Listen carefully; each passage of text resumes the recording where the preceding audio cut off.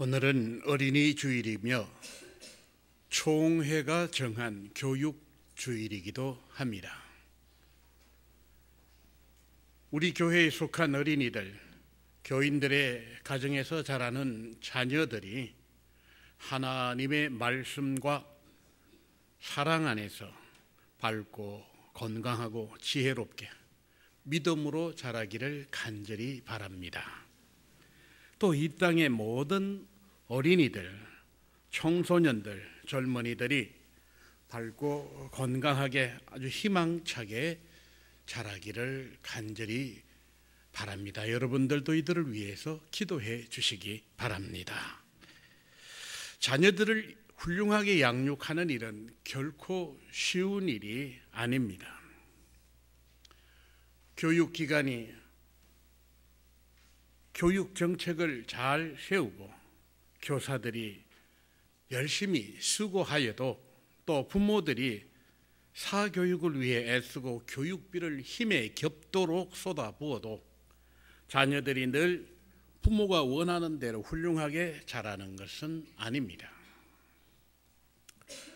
오늘 성경에서 자녀 교육을 성공한 케이스와 자녀 교육에 실패한 그런 경우를 살펴보려고 하는데, 자녀들의 신앙 교육을 잘 한 경우가 성경에 많이 기록되어 있습니다만은 오늘은 자녀 교육에 실패한 경우를 살펴보려고 합니다. 우선 이삭과 리브가 부부는 자녀들을 편애하는 바람에 두 아들 야곱과 에서가 원수지간이 되고 마는 것을 볼 수가 있습니다.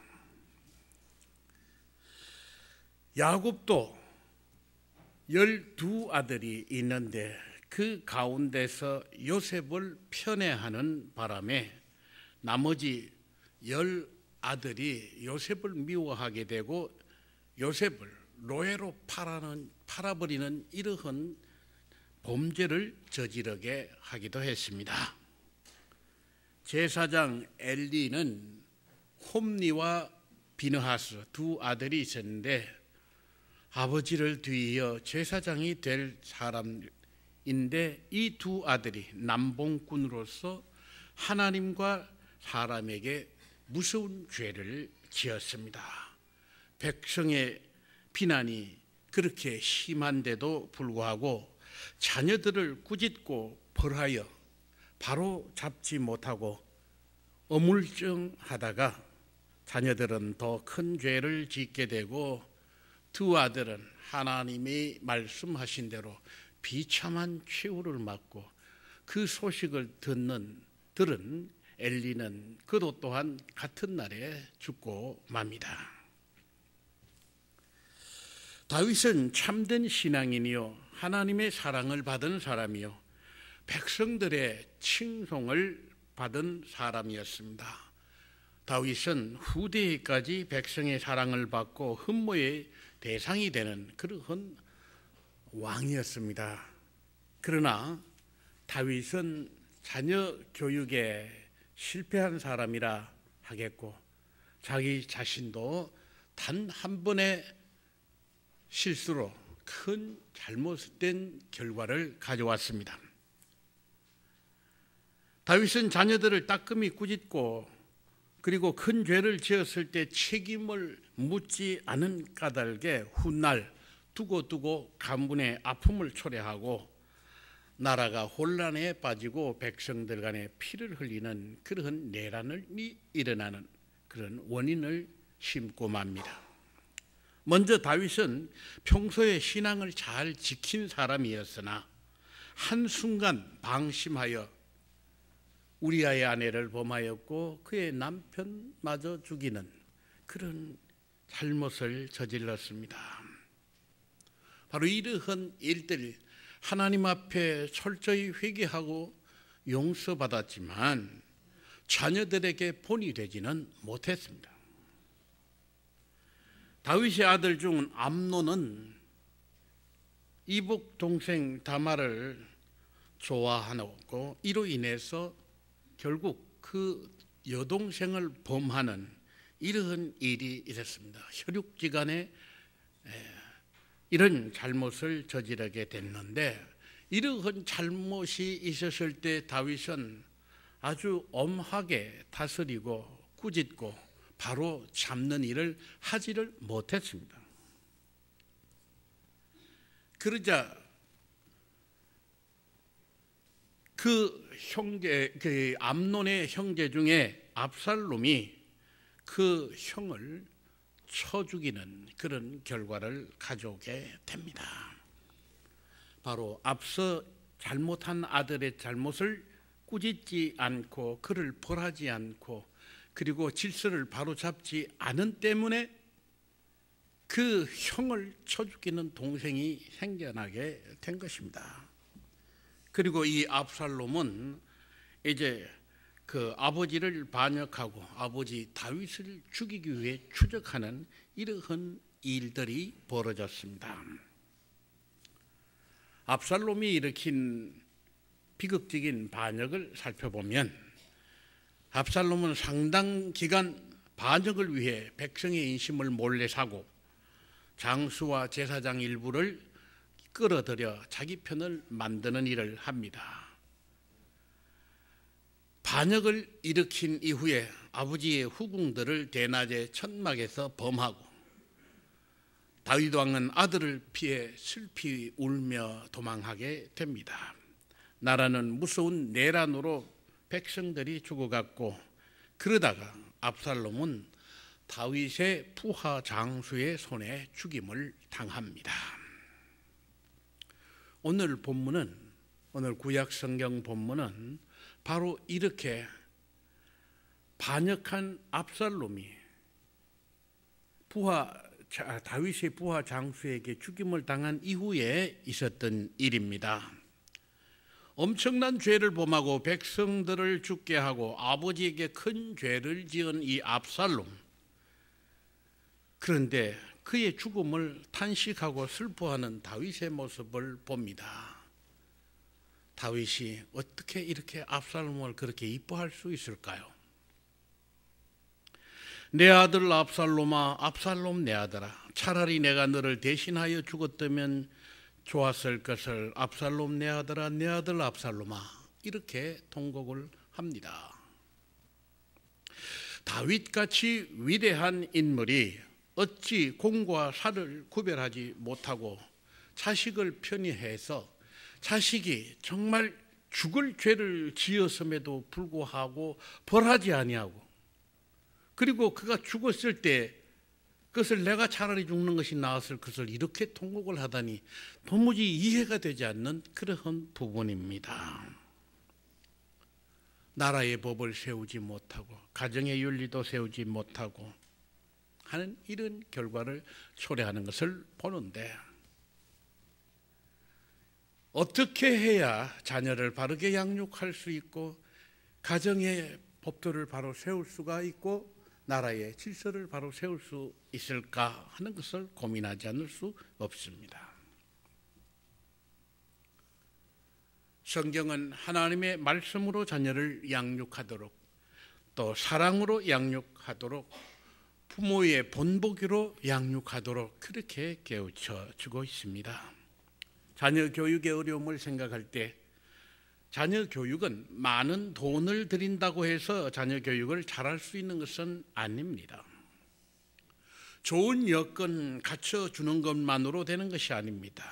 좋은 교육 환경을 만들어주고 유학을 보내고 하는 이런 경우, 그리고 이제 잠시 틈도 없이 돈을 많이 들여 좋은 그러한 선생이 있는 학원으로 이렇게 보내는 일, 그렇게 한다고 해서 아이가 훌륭하게 자라는 것이 아니고 오히려 실패하는 결과를 가져오는 경우가 더 많은 것을 볼 수 있습니다. 또 자녀들의 요구를 다 들어주고 놀아주고 그리고 나들이 가지고 사랑해 주는 것만으로도 충분하지 않다 하겠습니다. 어떤 분이 쓴 글에 이런 이야기가 담겨 있습니다.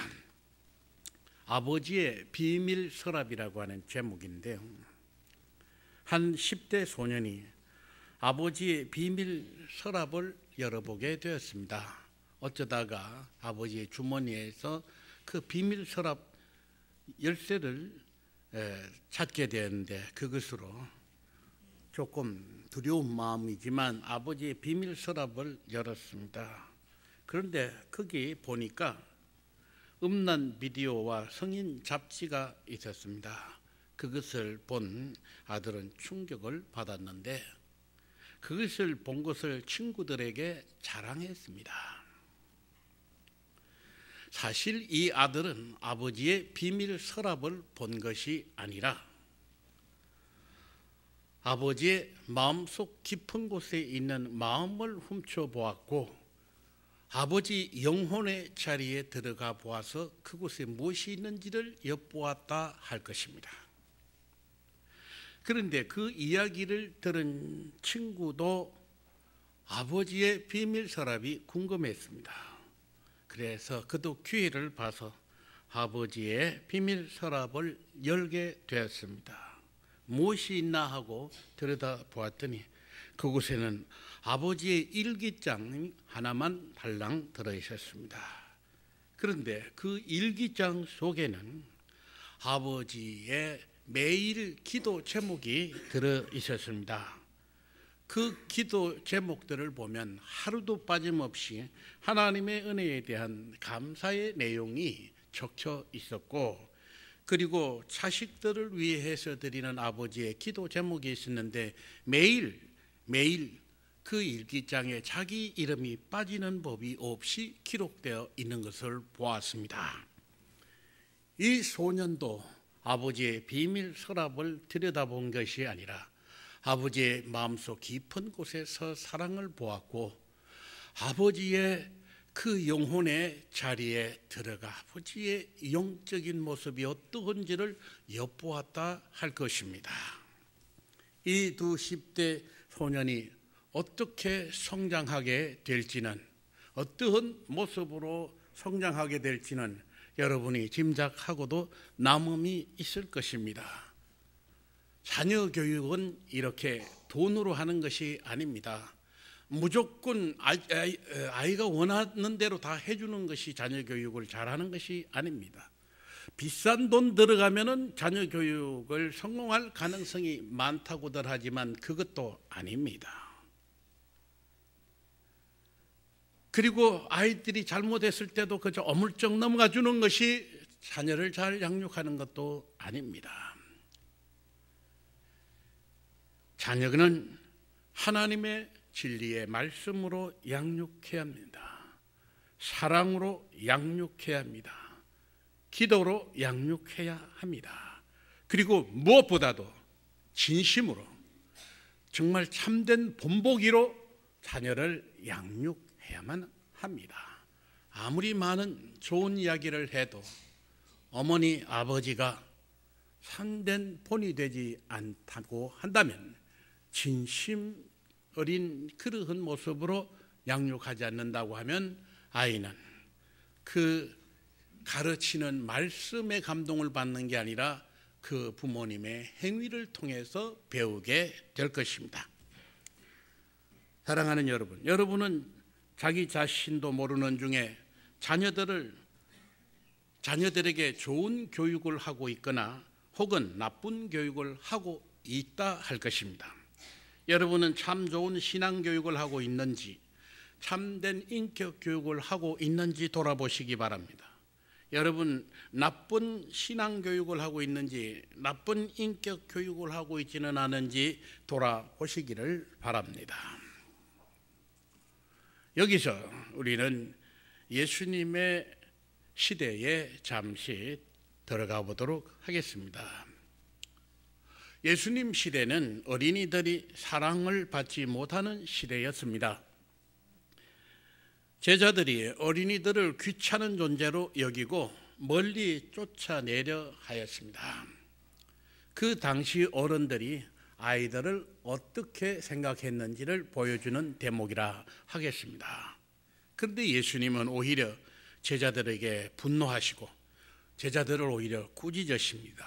그리고 어린이들이 내게 오는 것을 금하지 말라 하나님의 나라가 이런 자의 것이니라 그렇게 말씀하심으로 어린이들을 얼마나 소중하게 여기시는지 보여주셨고, 어린이들이 오히려 어른들에게 본이 된다고 말씀하시는 것을 볼 수가 있습니다. 그때 이후 예수님의 복음이 전파되는 곳마다 어린이들이 따뜻한 사랑을 받고 교육을 받고 보호를 받고 사람 대접을 받는 그러한 일들이 일어나게 된 것입니다. 우리나라 어린이가 사람 대접을 받게 된 것도 예수 그리스도의 복음이 들어옴과 함께하였습니다. 우리 어린이 청소년들이 이제 교육을 제대로 받고 그리고 꿈을 가지고 자라게 된 것이 바로 예수 그리스도의 복음이 들어오는 시점부터 이런 일들이 일어났다고 할 수 있을 것입니다. 이제는 어린이 청소년들이 지나치게 대접받고 또 교육에 너무나 많은 돈이 들어가는 시대가 되었습니다. 그러나 내용을 들여다보면 우리의 교육 환경은 그렇게 좋아진 것만은 아니라 할 것입니다. 부모님의 욕심 때문에 또 사회적인 여건 때문에 우리 자라나는 어린이와 청소년들은 지나치게 과한 그러한 교육을 하고 있는데 아이들이 견디지 못하는 그런 아이들이 많아졌습니다. 부모의 욕심으로 기저귀를 찬 아이 때부터 사교육이 시작됩니다. 아이가 자리에 이렇게 앉기만 해도 뭘 가르치기 시작하고, 그리고 아이가 만 1살이 되면, 돌 나이가 되면 벌써 영어 단어 카드를 손에 쥐어주고, 그리고 아이들에게 그것을 가르치려고 애를 쓰는 그런 모습을 보이는데, 이러한 일들이 아이들을 진짜로 위하는 것이 아니라고 하는 사실을 깨닫지 못하고 있습니다. 아이들을 위해서 잘하는 것이라고 생각하는데 아이들은 참으로 그러한 지나친 교육에 찌들려가고, 그리고 아이들은 견디지 못하고 창의력을 잃어가고, 그리고 언제 폭발할지를 알 수 없는 억압된 그러한 마음이 속에서 팽배해진다고 하는 사실입니다. 또 공교육기관이 무시당하고 무너져가고 있고 교사가 존경을 받지 못하는 바로 이러한 이상한 현상이 우리 안에 생겼습니다. 세계 어느 곳에 가면 우리나라보다도 더 지독하게 선생님을 무시하고 자기 담임 선생님을 우습게 알고, 선생님이 가르치는데 딴짓하고 그러고 조롱하고 뒤에서 욕하고 하는 이러한 일들이 우리나라보다 심한 데가 있을까 하는 그런 생각이 드는데, 바로 이러한 것들이 지나친 사교육 위주의 교육으로 간 다음에 일어난 공교육의 무너짐 현상이라 할 것입니다. 또 한편 우리는 아이들이 공교육과 사교육 현장이 아니라 아이들의 교육 현장은 우리 사회 전반의 모든 곳이 다 교육의 현장이라고 할 수 있습니다. 백화점도 교육 현장이요. 그리고 아이들의 놀이터도 교육 현장이요. 그리고 노래방도 교육 현장이요. 그리고 식당도 교육 현장이요. 그리고 아이들이 보는 영화도 교육 현장이요. 모든 것이 다 교육 재료요, 교육 현장이라고 볼 때에 아이들에게 정말 얼마만큼 좋은 교육의 현장이 되고 있는가? 국회라든지 교육기관이라든지 또 정치인이라든지 이 모든 사람들을 다 교육, 무언가 사람들에게 자라나는 아이들에게 뭔가를 보여주는 사람, 그들로 통해서 아이들이 뭔가를 배우게 된다고 하는 사실을 놓고 볼 때 모든 사회가 다 교육기관이라 이렇게 볼 수가 있는데, 그렇다고 하면 우리 사회는 상식을 아이들에게 가르치고 있는지, 진리를 가르치는지, 사람됨의 교육을 제대로 하고 있는지, 비윤리적이고 거짓되고 눈속임 교육을 하고 있는지, 부정부패 교육기관이 되고 있는지 생각해 볼 일입니다. 사실 부모가 그리 애써서 잘 가르치고 본이 된다고 해도 밖에 나가서 보는 것이 다 그릇된 것이라고 본다면 아이들의 손에 정말 봐서는 안 될 것들이 주어진다든지 들어서는 안 될 것들이 그렇게 듣게 되게 한다든지 하는 이러한 일들은 우리 주변에 가득 차 있으니 아이들 어느 시점에 어떻게 충격을 받고 그릇된 길로 가게 될지 알 수 없는 그런 교육 환경이라 할 것입니다. 그래서 자녀 교육을 시키기가 참 겁이 나지 않습니까? 우리 자녀 교육의 목표가 이 처절한 경쟁 시대에 남보다 더 한 걸음, 아니 반 걸음이라도 앞서감으로, 그리고 장래에 출세하는 데 유리한 조건을 갖추기 위한 것이 교육의 목적이라고 하면 우리는 뭔가 잘못된 교육 목표를 갖고 있는 것 아니겠습니까? 우리 자녀들의 교육은 처음부터 끝까지 사람됨의 교육이어야 합니다. 상식이 있고 예절이 있고 또 정직한 인간성을 가지고, 그러니 인간성, 하나님의 말씀 위에 선 사람, 하나님의 사랑을 세상에 펴는 사람으로 그렇게 교육되어야 할 것입니다. 사람다운 사람이 먼저 되고 그리고 지혜와 능력을 더하게 될 때 저들은 자기 자신의 인생을 참으로 복되게 펼쳐나갈 것이요 인류를 위해서 참된 일꾼으로 쓰임받을 수 있을 것입니다. 사랑하는 여러분, 오늘 어린이 주일 또 총회 교육 주일을 맞이해서 자녀들을 주 안에서 양육하시기로 마음 다지시기 바랍니다. 하나님의 말씀으로, 사랑으로, 기도로, 본보기로 잘 양육하시기 바랍니다. 세상이 점점 더 혼란해지는 이때에, 점점 어두워져가는 이때에 참 빛이 되는 자녀로 양육하는 여러분 되시기를 바랍니다. 뿐만 아니라 우리 성호 교회가 어린이, 청소년, 청년들이 세상에서 빛으로 성장해 갈 수 있도록 힘쓰고 가르치고 또 본이 되는 여러분 되시기를 주님의 이름으로 축원합니다. 사랑이 많으신 하나님, 은혜를 감사합니다. 우리를 하나님의 자녀로 삼아 주시오니 감사드립니다. 우리에게 또한 우리가 돌보고 가르치고 양육해야 할 어린이를 주시고 청소년을 주시고 청년을 주시오니 감사드립니다. 먼저 저희들이, 어른된 저희들이 하나님 앞에 바로 서게 하여 주시고 하나님 앞에서 바른 교육을 받게 하여 주시고, 또한 우리가 자녀들을, 청소년들, 청년들을 주 안에서 잘 양육할 수 있는 저희들 되게 하시고 성호 교회가 되게 하여 주옵소서. 예수님의 이름으로 기도드립니다. 아멘.